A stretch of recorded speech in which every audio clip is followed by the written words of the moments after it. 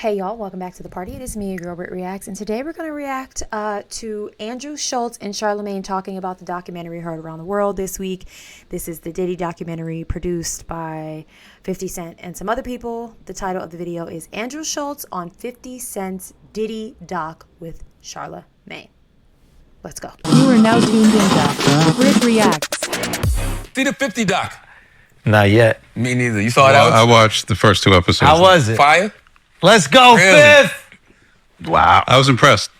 Sean Combs got to be the dumbest motherfucker walking the planet, though. What did he do again? Why would he be recording do all of again? that shit leading How did up? 50 get that footage? is Yeah, my that's question. the crazy part.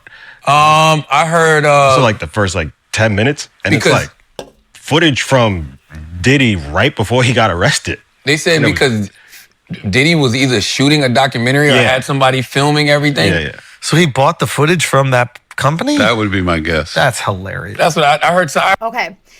I am on, my husband and I are watching it. We finished episode 2 last night. I've said this before, I struggle to watch things that make my spirit uneasy. And there's just something about this man that has really caused unrest in my spirit. I can't even look at him when he pops up on the TV. It's just so evil. To my understanding, what I have read is that Diddy was filming, and guys, a lot of celebrities do this. They just have someone document their life. Why? Because they can. They can afford to have someone following them with a camera. A lot of celebrities do this. What the intention is sometimes, I guess, for them to eventually put out some type of documentary. Sometimes maybe it's just to document their journey, because, I can't even imagine what every day in the life of a celebrity is. You know what I mean? But it's not an uncommon thing. So that wasn't weird to me. It was the question I think we all had is and we got to stop, we're giving 50 all this credit that he really doesn't deserve. A producer simply is just someone who funds something. They don't really have anything to do with the creative in the project, truly. He has become the face of it because he's a troll. And he's doing such a good job of trolling Diddy. But I don't think 50 got his hands on anything. Allegedly, the videographer that was filming Diddy never got paid once Diddy was arrested. And so he went for the bag and sold the footage, which is within his legal rights if I guess he didn't sign any type of NDA, which is weird to me. I can't imagine Diddy didn't have him sign an NDA. But that's just what I am that's where I am with it. Keep your spoilers. I don't need your spoilers. I'm going to finish the documentary with my husband, so don't spoil it. But I am watching it. I have seen the first 2 episodes, and it's wild, whether it's true or not. I guess only time will tell. Obviously, Diddy, his mother, the team is vehemently.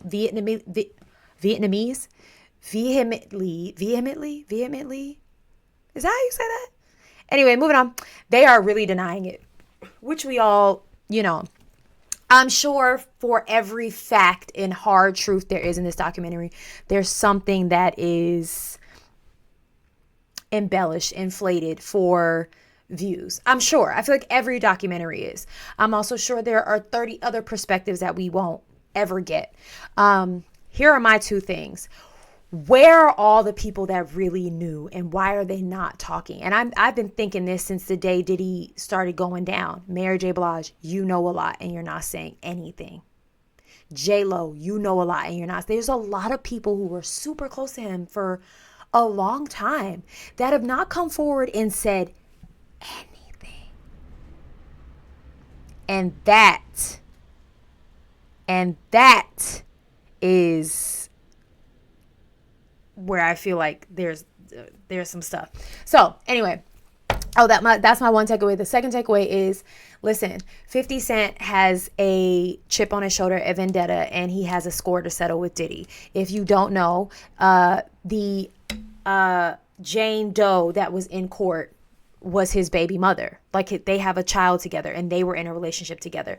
And on the stand, she talked a lot about how she would find care for their son and go rendezvous around the world with Diddy at any moment's notice. She would just drop what she was doing and go to Diddy. And 50 didn't realize, I guess, or didn't know the extent of their relationship and her role as a kind of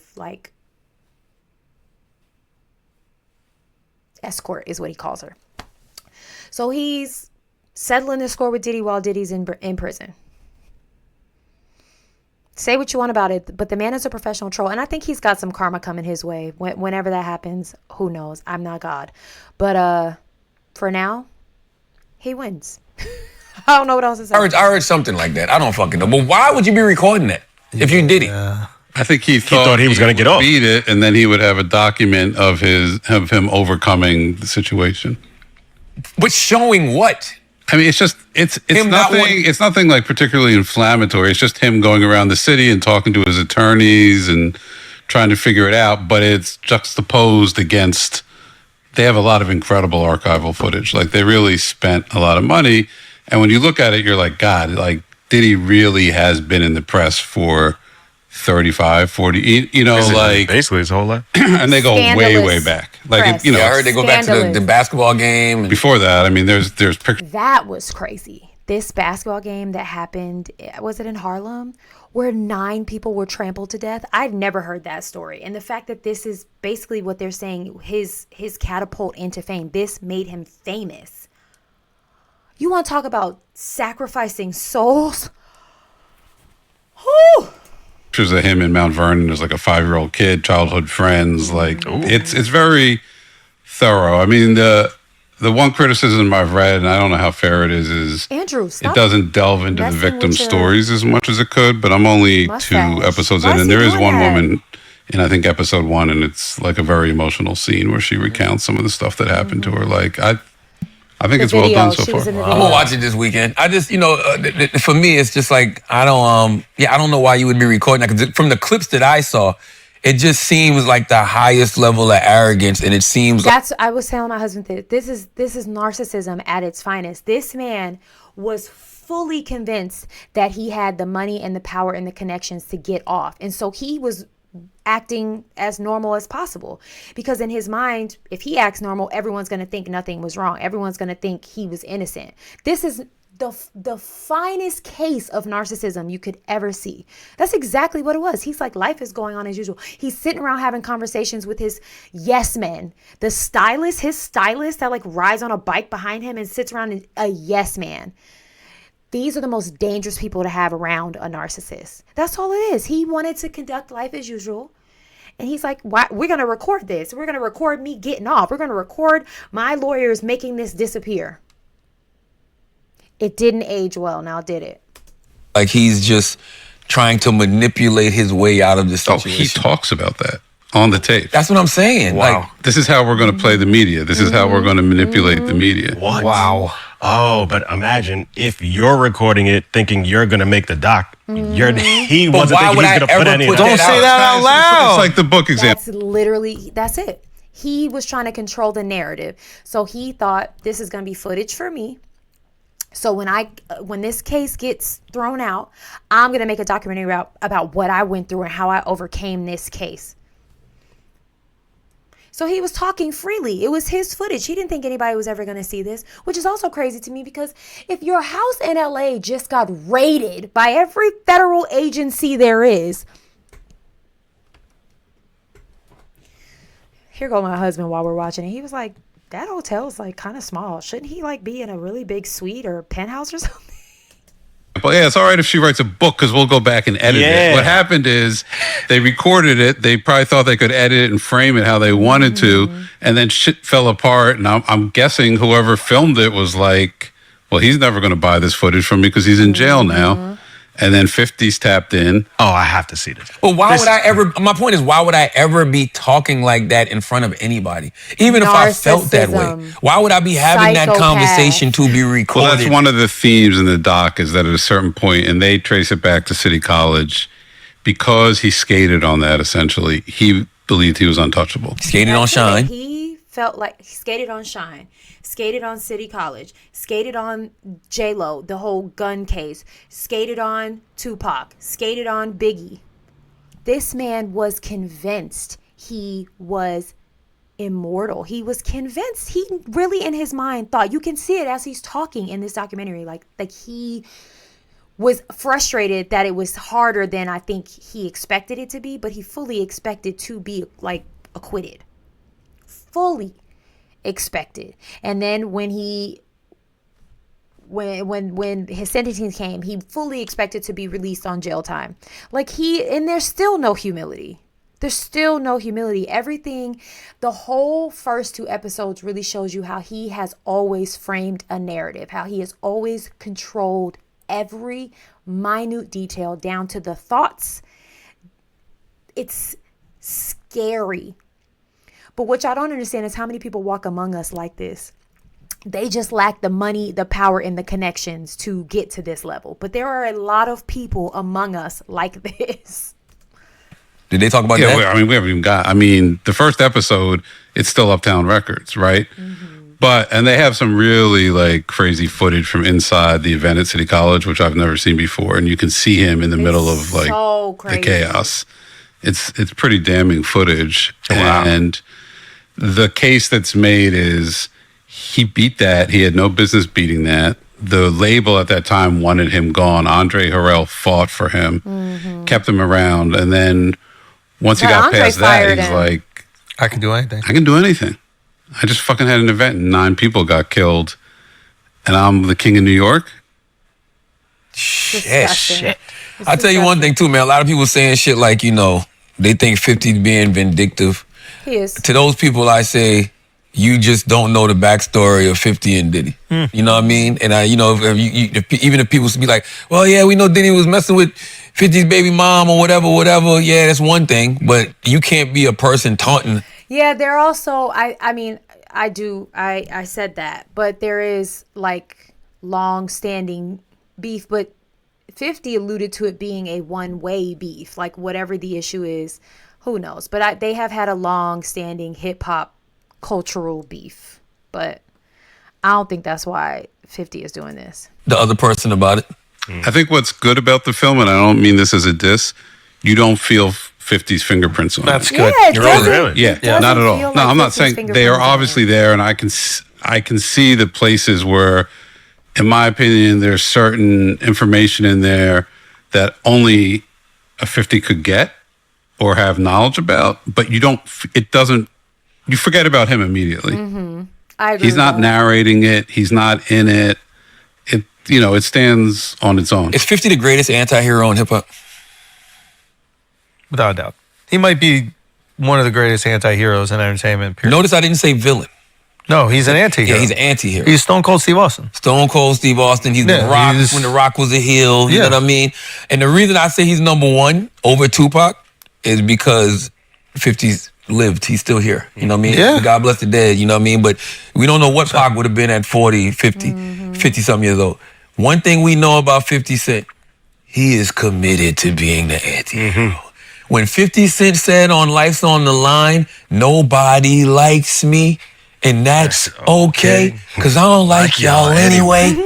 Because I don't like y'all anyway. Fuck all of y'all. Well, the other thing is Dame Dash saying that 50 was capping and he didn't really have anything. Oh, that Dash hush. Was he? Hey, wait. Why is Dame Dash getting involved in this? Why? Again, y'all, I genuinely don't think 50 had a lot to do with this creatively. I think 50 saw an opportunity. It came to him. They were like, we need a producer. And he was like, hell yeah. The documentary is too good to have 50. Like, it's a well done, well interview. Like, the whole thing is put together really well. I just don't think 50 Cent was like on the creative side of things. I think he just cut the check. And good for him. He's got the money. Why not? I can't, 50, when you gonna make the Dead Dash documentary? Okay, all right. This is a Do you remember when 50 Cent was supposed to be putting out a documentary about Puff on Netflix? Yes. Where is it? I think it's still happening. Yeah, right. He's capping. Hater. Dame Dash is a hater. Some people might like Dame it. Some Dash is people a might not like it. professional Whatever. hater. It's a real film. Yeah. Like this is Oh, not.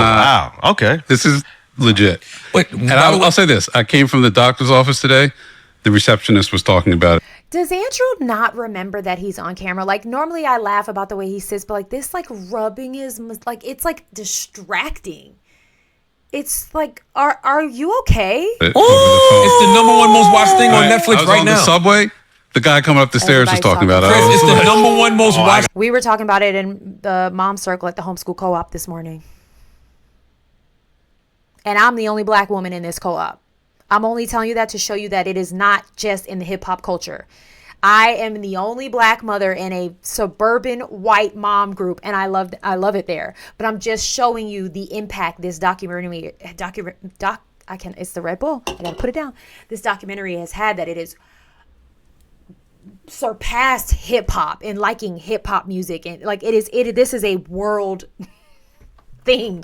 This is colorless. This is genre of music you prefer list. This is it ain't got to do with who you voted for. Like, this is, it's wild. It is wild. On Netflix I was right on now. the subway. The guy coming up the stairs was talking about it. Chris, it's the number one most watched gotta thing on watch it. Netflix right. First of all, let's factor in 3 things. Number 1, it's a documentary on Netflix. Number 2, it's executive produced by 50 Cent. Number 3, it's about basically the downfall of one of the biggest celebrities ever. It's epic. You understand what I'm saying? It's about one of the biggest celebrities Ever. Like, this case is super intriguing to a lot of people. I'll put it like this. I watched the first episode and a half last night. I was like, I got to go to bed. I downloaded 2 on my phone so I could watch it in the subway on the way in the city. Dang. Oh, wow. I haven't done that in... A lot. Oh, wow. It's that good. Oh, see, that's why I'm waiting till the It is weekend, that because I don't good, want to y'all. stop and go. I'm waiting till the weekend. I want to watch Well, all 4. yeah, just Let's knock it power out. through it. Knock it out in one swoop. Salute to 50 Cent, man. Shout you know out what I'm saying? Fifth. And it's funny because when that dad. All right, I'm done with that. I agree. I mean, I have had to, typically with my husband and I have time to sit down and watch something together. It's at the end of the night after the kids have gone to bed, and we're both like exhausted and having to like pry our eyes open. And so, but I'm having a Red Bull tonight, so I might have the energy to watch episode 3. But yeah, it's sad. It is eye-opening. It is confirmation that whatever goes on in the dark will always come to light. And I just pray that anyone who's been victimized by this man, who's been traumatized by him, finds healing and some justice. You know what I mean? And I hope that when all this is said and done, and I told my husband this last night too, like, he's going to come out and he's really going to try to rebrand. I mean, think about it. He went from Puff Daddy to Puffy to P Diddy to Diddy, and most recently, like, Brother Love. All he does is like shed his skin and start over again after some type of scandal. I don't know if he can recover from this, but I bet your bottom dollar he will try. He's a narcissist. He is going to come out and be on a campaign to win us all over again. He's going to put out his own documentary. He is absolutely going to try for redemption. I don't know after this documentary if he'll get it. I think after the case, with him getting the 4 years and people kind of realizing that, or deciding that, Cassie was of free will, she was in love, and that's what it seemed like with all the other victims. For some people, was starting to give him a little bit of grace. I don't know now after this documentary if that will be the same thing. So we'll see. Let me know if you've watched it. Let me know your thoughts on everything we've seen and said here. And be a good person. Don't be a weirdo. Go and have the day you deserve.